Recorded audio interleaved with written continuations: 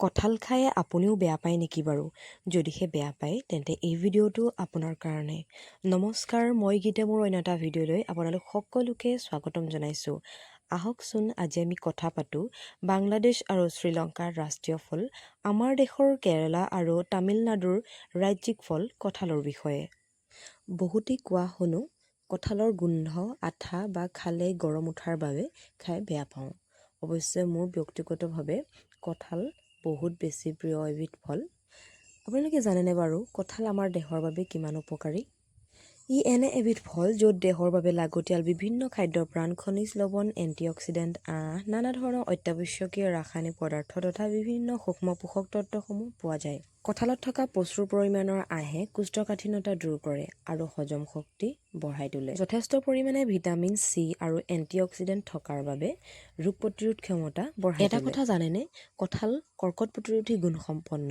কঁঠালত থকা এণ্টিঅক্সিডেণ্ট, ফাইটোনিউট্ৰিয়েণ্টছ আৰু ফ্লেভনয়েডে দেহত উৎপন্ন হোৱা ক্ষতিকাৰক ফ্ৰী ৰেডিকেলবোৰ নিষ্ক্ৰিয় কৰি শৰীৰক কলন কেঞ্চাৰ, হাঁওফাঁওৰ কেঞ্চাৰ, মুখগহ্বৰৰ কেঞ্চাৰক প্ৰতিৰোধ কৰাত সহায় কৰে। কঁঠালত থকা পটাছিয়ামে উচ্চ ৰক্তচাপ নিয়ন্ত্ৰণ কৰি হৃদৰোগত বাধা দিয়ে। কঁঠাল শক্তিৰ ভঁৰাল। কঁঠালত কাৰ্বহাইড্ৰেট আৰু কেলৰি প্ৰচুৰ পৰিমাণে থাকে, যাৰ বাবে খোৱাৰ লগে লগে দেহে তাৎক্ষণিকভাৱে শক্তি লাভ কৰে। কঁঠালত যথেষ্ট পৰিমাণে ভিটামিন এ থাকে, যিয়ে দৃষ্টিশক্তি উন্নতি সাধন কৰাৰ লগতে কুকুৰিকণা ৰোগ প্ৰতিৰোধ কৰে। ই থাইৰয়ডৰ সমস্যাও দূৰ কৰে। কঁঠালত যথেষ্ট পৰিমাণে কপাৰ থাকে, যিয়ে থাইৰয়ড গ্ৰন্থিক কাৰ্যক্ষম কৰি তোলে আৰু থাইৰয়ড হৰম'নৰ শোষণ আৰু সংশ্লেষণত সহায় কৰে। কঁঠালৰ গুটিত যথেষ্ট পৰিমাণে প্ৰ'টিন পোৱা যায়।